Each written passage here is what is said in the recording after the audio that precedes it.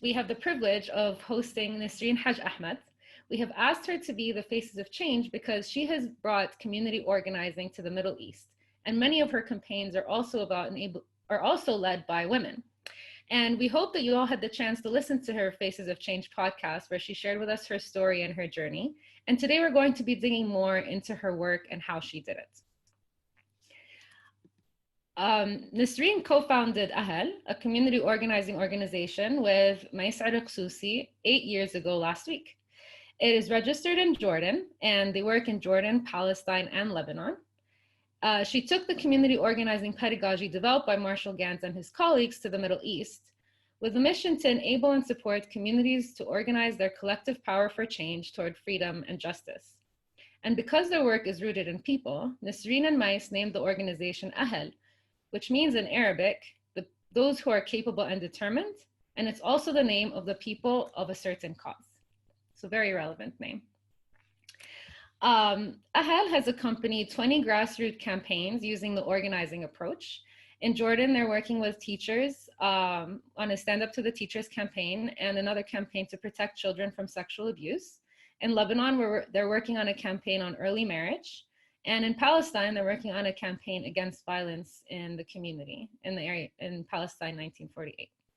They have trained over 4,500 people in organizing and narrative, and they are proud to be building leadership, capacity, and winning campaigns. Many of the campaigns, as I said, are majority led as well by women. And they have started, and they currently have a budget of $400,000 a year this year.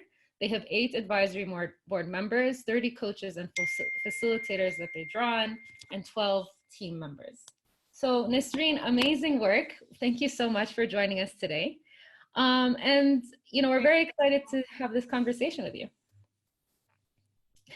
Here. Hi everyone, thanks for coming. And just before we get started, Nisreen, can you give us some context in regards to organizing in the Middle East? Is there a culture or history of this? And how is it that people try to create change there? Sure, I'd love to. I prepared some slides, if I can share them. Let's see.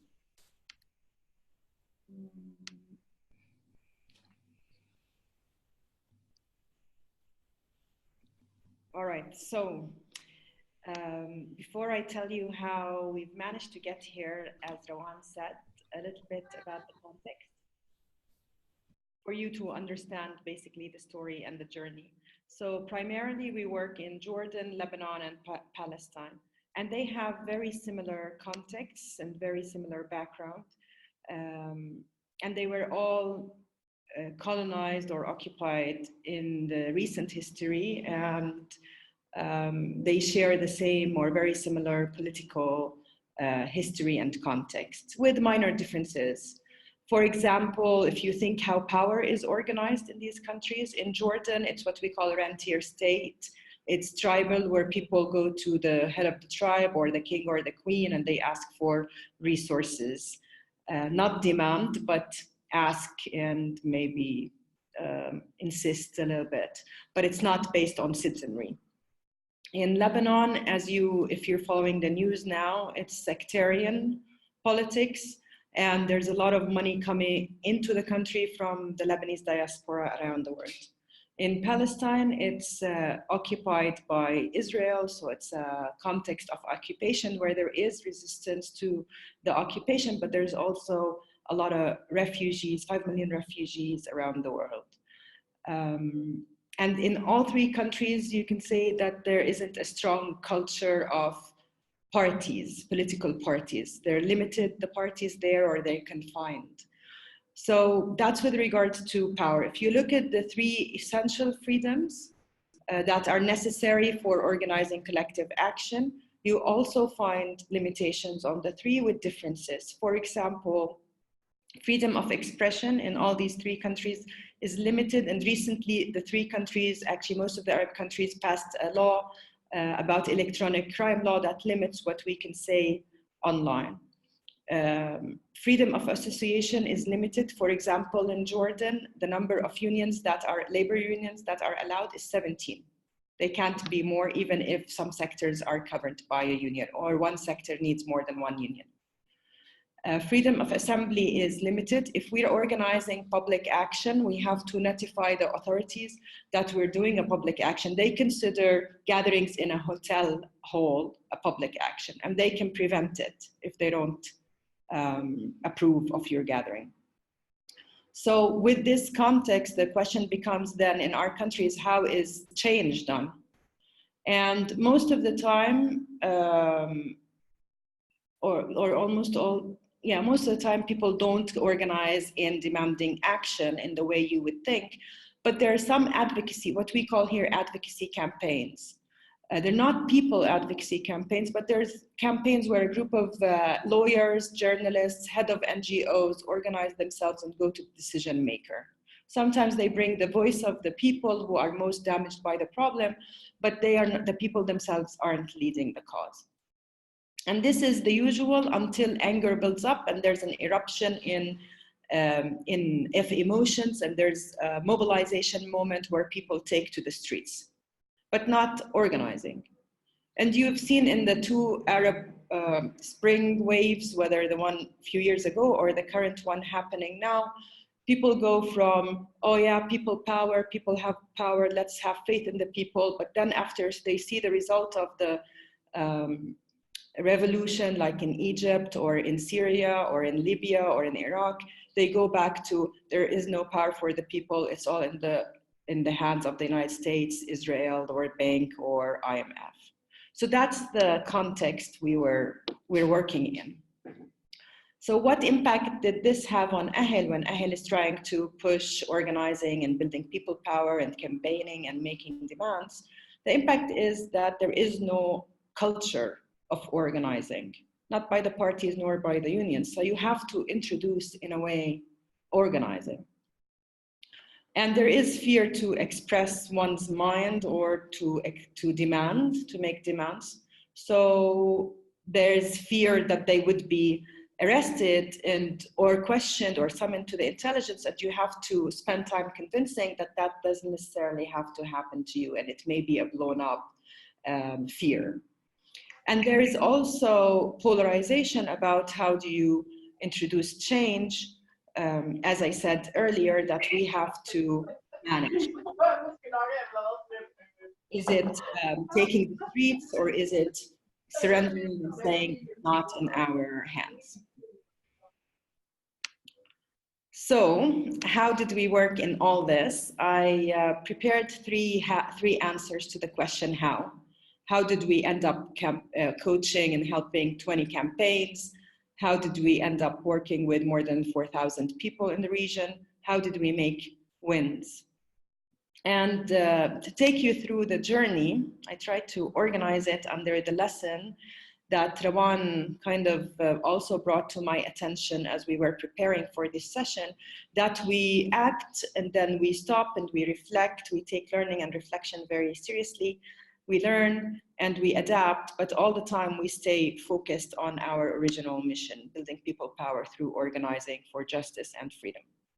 So in the beginning, I came back from Harvard University in 2010 or 2009. We translated Marshall Ganz's notes to Arabic. And then we translated the syllabus to Arabic, the reading material in the syllabus to Arabic, the ones we could. And then we ran a public narrative workshop and a community organizing workshop. And those of you who did public narrative workshops, you know the magic in them. So they're exciting. And those of you who did community organizing workshops also know how transformative these workshops are. And it's exciting and it's fun. But we thought, okay, let's stop a little bit. Our objective is not to become a training organization that runs cool, great, good feeling workshops. Our objective is to enable ground organizing and collective leadership. So in partnership with organizations that were like-minded, the leaders of which were like-minded, we started coaching or accompanying our first campaign. And it was a Power With campaign. Power With means collaborative, where you're not making a demand from power authority, but changing within the community. It was for reading and it worked and it was fun and it was great. And from that campaign, 5,000 people started reading daily. They led another campaign, the same community, on making their homes safe, meaning not to hit their children as disciplinary measure. And that one too, and made advancements. And then we worked with a group of youth students in the University of Jordan. I'm here in the second box, demanding their rights to make the university accessible. And that was great and worked. So we stopped and we were happy and we reflected, but I remember this strategy session we had at the office where we said, okay, you know what? Maybe Marshall Ganz's methodology is working with low resistance, easy campaigns. We'll be more satisfied when we go for harder campaigns. So we went for more political campaigns in Palestine, and we helped the Bedouins, the Palestinian Bedouins, stop a land grab by Israel. And that was high resistance and confrontational, and it worked. And then we helped a group of Druze, which is a sect in Palestine as well, to refuse serving in the Israeli army. They're Palestinians. And that was political and high tension, and it worked. And from there, we moved to helping a campaign here stand up with the teachers, labor rights, which we haven't done in the past. And it's working in achieving their objective, but also policy change. They passed a law to protect their minimum wage and build leadership. And there we became a little bit more comfortable, and that's like 6 years in. We became a little bit more comfortable that this methodology we have actually works and worth investing more in it. So all the time we're running training workshops parallel, and we're trying to keep that balance. So we stopped, that was 2 years ago or slightly less, and we harvest. We upgraded our manual with new, I'm here in the last box, with new practices that we've evolved over the years. But the biggest achievement was adding a 6th practice to the 5 practices Marshall has in his methodology or approach around popular education. And I can talk about that more in a bit. But we documented also how we accompany campaigns or accompany communities in that journey. And now we are at stop where, okay, this is good, we're more confident. Now, how do we take this even to more scale? So that's the first how, about reflection and focus. And the second one is about our team. So who did all this and how did we build the team? So if you're thinking of, or if you are an organization like ours, who is your team and how are you going to find the right people, but without taking them out of the field? If they are leaders and they're activists and they're organizers, we don't want to bring them and hire them at Ahel and say, okay, now we have, because basically we'll be NGOizing the struggle. So we started our team in 2010 in learning circles, simple learning circles around my dining table every other Tuesday for 2 years, where people who were passionate about this came together and learned. And then that group, many of them started taking the leadership organizing action course online that Marshall offers. Or teaching it with Marshall. And in the last few years, the reverse happened. We started finding Arab leaders in that course and asking them to join our team. But our team building wasn't about just teaching and learning. It was about practicing, about being organizers, being leaders. So now if you look at our group, our team, you have 3 kinds of people in the organization, or associated to the organization. You have staff, like myself, like Rim Manna, who's with us today, like Rahaf Abdoha. But you also have a group who are trainers, facilitators, who excelled in the course or in the workshops, and we continue to be in relationship with them and we draw them in whenever we can or need to, but they're not staff members. And then there are leaders in campaigns we've worked with who implemented organizing on the ground, like the campaigns I've mentioned. And we stay in relationship with them and we draw on them to coach other campaigns that we are working with. So that's the second component to building our team. And the last is what we call mujawara, Mujawara is where people come together, like a retreat, like a workshop, but the word mujawara means learning from each other by being neighbors. So they're neighboring each other for a period of time so that they can learn from each other's experience and stay connected.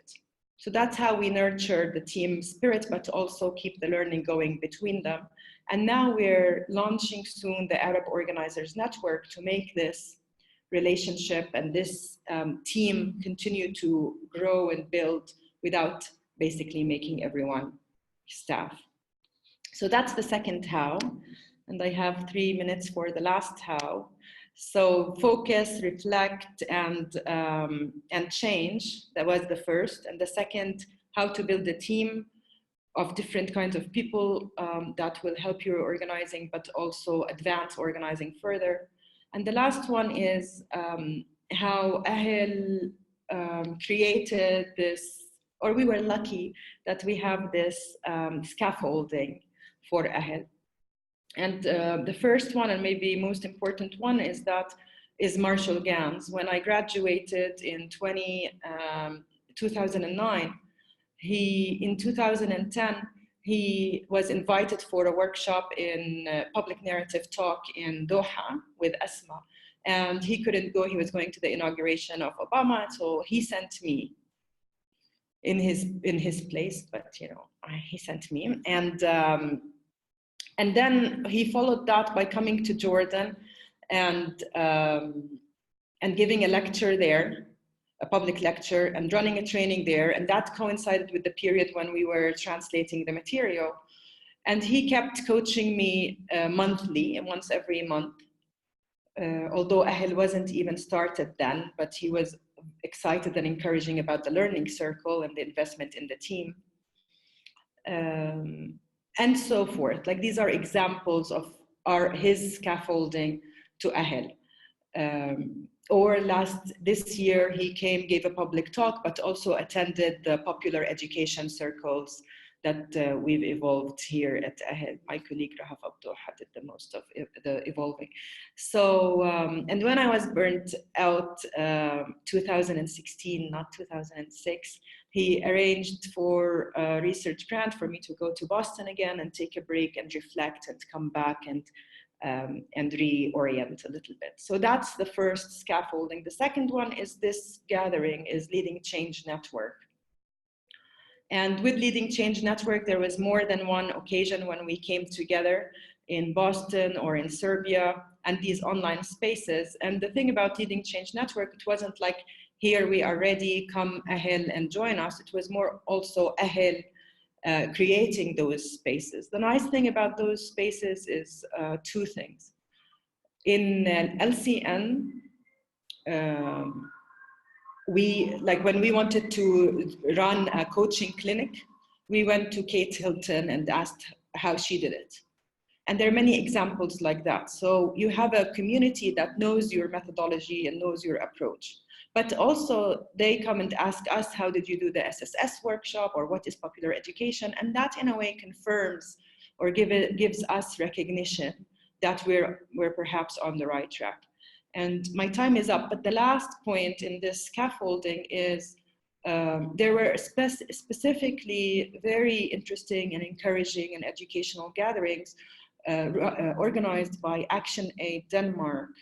They call them people power gatherings, one in South Africa and one just very recently in Tanzania, where the community that comes are activists and leaders from the global South, and they are not organizers in the sense in our approach, but it gives us also good scaffolding and acknowledgement from someone who's outside our school.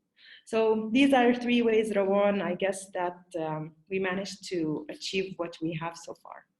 That's amazing. Thank you so much, Nisreen. So I just have 2-3 quick questions for you in regards of how you're able to build this in the context that you're in. So my first question to you is actually kind of based from a question my great uncle used to tell me. It's a business riddle. And the business riddle was, if you're going to open a bakery where there are lots of, and you have two options. One town has no bakeries and the other town is full of bakeries. which one would you go to? And intuitively you'd think, oh, I'll go to the one where there isn't any bakeries because there's a larger market. But in response, he would always tell me, well, you can assume that people don't want bread. That's why they don't have any bakeries. So you'd probably better off going to the place with lots of bakeries. Now, in terms of what you did, you went to a place where politically there's no history, no, in organizing in this sense. So how do you start getting people's attention and getting people convinced by this method, especially when there's such a dependency on traditional tools for, keeping the status quo or social change? Okay, so Rowan and I prepared this. I have a slide for this. The short answer is that it was really hard. The longer answer is that when you talk about organizing, and some of the Arab colleagues here in this room know, people hear it as you telling them, stop being spontaneous, or stop being responsive, take initiative. Don't have leadership on your own. Share it with others and distribute it even further. Not one team, but multiple teams. Nurture commitment and motivation. Create urgency, put a plan. And that's hard to hear. It's hard work. Like, wow, all this I need to do, it's too much. For them, it's easier to just, when anger comes, you go out to the street and end of story, but you don't shift power. So what we did, and of course this is clearer in retrospect, we struggled with it, but what we did in retrospect is that the workshops were used, and they're really, the workshops are really engaging, but they give an idea, an induction, what is organizing, and it makes the 5 practices easier. It makes understanding it easier. And we also started doing these 2-hour orientation sessions because not people don't want to, free a whole day or two. So that was an entry point. In it, we found people who this methodology and the essence of organizing resonated with them. But they want to go back to an organization or to their campaign, and they face resistance from the rest of their crowd. So we continue to be in conversation with them and with their crowd, basically, to bring people on board. Key, I think, looking back at it, is that finding these like-minded organizations, like our first 2 campaigns were with an organization called Ruwad, the leader of which is Samar Dudin. And she's like-minded, so she gave us the space to try with these 2 campaigns. And I think maybe more pragmatically, if you have a community that's fearful of action and fearful of demanding their rights because of the context and because of your approach sounds complicated, you can start with them with a Power With campaign, a collaborative campaign, where you're not standing up to the biggest power and you're worried about resistance. And if they continue to fear, like the teachers campaign, we tried to find partnerships. So we partnered with the Ministry of Labor in demanding their rights from their employers. So that also addresses their fear a little bit. But all this, I say, makes it sound, not easy, but manageable. But in reality, there were times when we said, you know what, even if you're interested a little bit in organizing, we're not interested, because who comes to us does not really believe in shared leadership or in people power. But they want the voice of the people, but not give the decision making to the people. So sometimes you have to say, okay, this is not worth it. Amazing. So in a way, you need to find, you're finding the constituency, right? So people who want to create this type of change, the people who share the same values, to be able to take, but on an organizational level. Right, and the power of story. Like if you're sitting with a group and you're saying, what's aching your heart, basically, what is it that is making you want to change? There are unfortunately, plenty of struggles and injustice, but to turn that into organized collective action, that's where the hard labor comes in. Yeah. And at the same time, as a Jordanian, so I'm also speaking out of my knowledge of the region, I like to call Jordan in specific NGO land, right? And so there's a high dependency on NGOs, as you mentioned, and there's a really high respect for them as well in terms of how they work. And I know when you and I were preparing, you had mentioned that a mentor of Mice's who comes from that NGO background was like, "Oh, you guys need to, figure things out financially and structurally," and he was kind of trying to shift you more in that NGO direction. But in reality, there's this another direction that you want to go, which is to keep the organizing spirit, to keep the people at the center, to give the local community the agency to make the strategic decisions they need. So how did you go about managing that? So, all right, again, the same answer. It was hard, but I think holding these tensions is healthy. Sometimes it's better than solving the tension. So let me just give you 4 examples of the tensions between building an organization in the classical way or going about it in the organizing way. So often you would hear people say, okay, you're building this organization. What are your products? Clarify your products, as if it's, a menu or a list. And your gut feeling is, hold on, I'm not going to clarify my products and then go try and sell them to the people of the cause. I'm trying to be responsive to the constituency, and I'll evolve the products as need be. So that's a tension.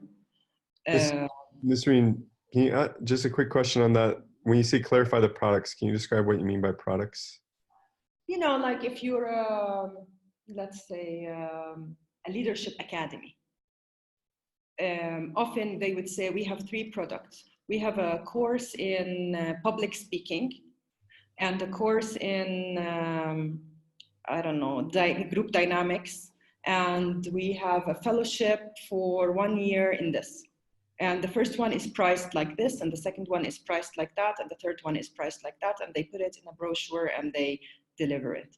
And it links to the second point as well, Jake, like, okay, you have clear products and then you have to have clear pricing. What's your cost? And again here, although of course we have like a fee structure, but it's really very, it has to take into account what we have at hand. So some or most constituencies can't afford to pay our accompanying them or our workshops and trainings. So you look for the right partner, you check what are the resources available to you, the resources available to them, and you try and hope to make things meet. And the third tension is, which I mentioned to you, is often organizations start, the first thing they do, they hire staff, they invest in the staff continue for year after year, and that's your team. With us, we're often investing in leaders from within the campaign itself or from within the constituency. And, it's not the best way if you're trying to create sustainability and financial growth, for example. And the last tension, you know it more than I, perhaps, Rawan, but in Jordan and these countries we mentioned, there's donor money that shifts based on the agenda they have. So in the last few years, for example, the donor money was focused on refugees. So what do? We also shift and now become working on refugees. But our experience working with the Syrian refugees in Jordan says that they can't organize much because of the closed political space. And you can't basically shift missions. So you stand your ground and say, let's see where this goes, or let me be creative in finding another way to achieve mission. Great. And I think on the topic of donor money, and I know that Olivia Chow in the chat is asking this question, it's aligned to what we prepared. So especially when people aren't familiar with the framework, right? Like I just want to emphasize this specific challenge, and it comes in many different forms. And, local grassroots organizations can't or don't prioritize funding to bring in Ahel to support them in these campaigns, right? So how do you go about to fund and sustain the organization, especially in terms of the past 8 years? Wait, something happened to my screen. Can you see my screen? Yes, it says sustainability and afloat. Yeah. So most of the constituency we work with, as I said, can't afford us. Only a couple of campaigns in the past years went out and did a fundraiser or through a dinner or lunch and got some money. But it's not a culture like in the US or other places where people actually fund movements and campaigns, like average people. So that's not how it is in this part of the world.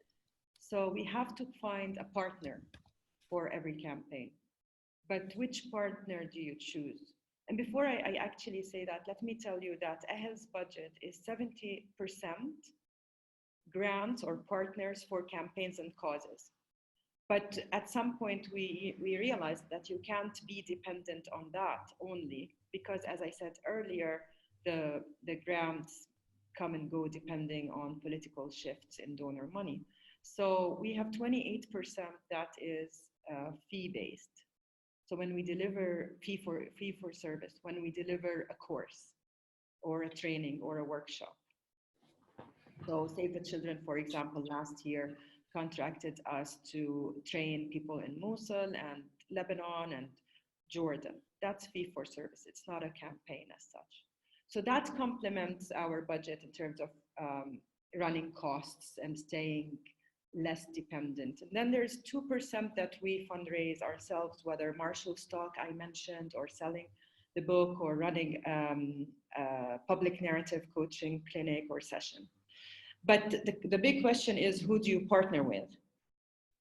And here is not, it's not whoever, has a budget. Let's partner with them. So the first thing is, do they understand our logic framework? And if you guys write proposals or whatever, you know what I mean. And for us, the logic framework is, I'm not promising to deliver on a policy change, or I'm not delivering that this campaign will do 1, 2, 3. I can't say what the campaign will do, because my whole essence is that the people of the cause, they will decide what the campaign will do. So I can't commit to the donor that they will run these tactics or they will achieve these numbers. It's not my call. So you have to find the partner or the donor who is satisfied with the objective or the logic framework being active citizenship, collective leadership, campaign movement. And that's what they care about, not the details of which policy change and how to do it. And the second thing when you look for a partner is, do they want visibility? Because if you're working with a campaign nationally here, putting a stamp from, I don't know which agency may harm that campaign, because people will start accusing it that you have foreign agenda. Mm. Yeah. Or that they have value add, like the campaign would stand up with the teachers. Our partner is the ILO, the International Labour Organization, the UN.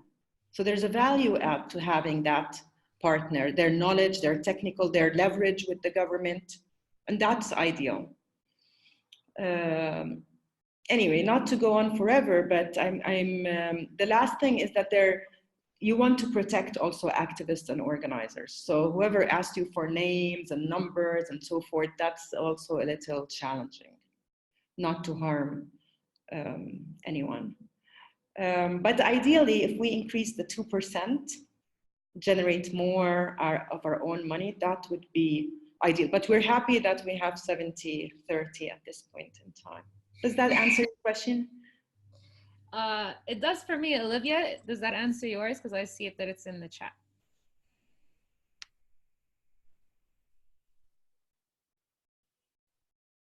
Okay, Olivia, you want to unmute? Okay, it's fine. Yeah, I mean, what I'm hearing you say is how important it is to diversify your sources so that you're not dependent on one, and then to also think about strategic partnerships in terms of. And also, I want to add, Samar Duddin just raised it to my attention. Thank you, Samar. Even with all this, like the course, the online Arabic course that we're running now in 2020 with Nisreen Haj, my partner's leadership, we have 65 seats for the course for Arab students, and we have tens of scholarships. Same thing last year. The idea is not to have to create chances to open it up for people, for those who really care and need it.